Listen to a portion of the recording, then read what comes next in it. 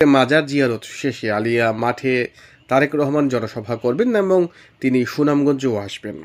আসন্ন ত্রয়োদশ জাতীয় সংসদ নির্বাচনের প্রচারণা সিলেট থেকে শুরু করবেন বিএনপির চেয়ারম্যান তারেক রহমান।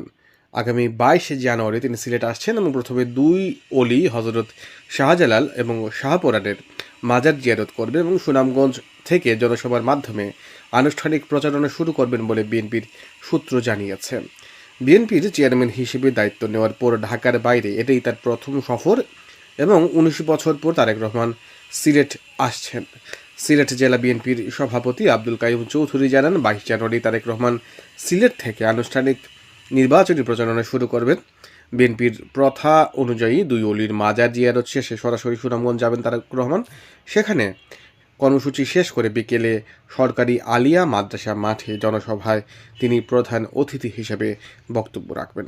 তিনি জানান, ম্যাডাম খালেদা জিয়াও অলি আউলিয়ার মাজার জিয়ারত করে প্রচারণা করতেন, সেই ধারা অব্যাহত রেখেছেন তারেক রহমান। এদিকে সুনামগঞ্জ জেলা বিএনপির সভাপতি এবং সুনামগঞ্জ 5 আসনের প্রার্থী কলিমুদ্দিন আহমেদ মিলন জানান, বিএনপির চেয়ারম্যান তারেক রহমান সুনামগঞ্জে একটি জনসভা এবং ফেরার পথে 3টি জনসভা করবেন। সুনামগঞ্জ শহরের সরকারি জুবিলি উচ্চ বিদ্যালয়ের বালুর মাঠে প্রথম নির্বাচনী জনসভায় তিনি প্রধান অতিথি হিসাবে বক্তব্য রাখবেন।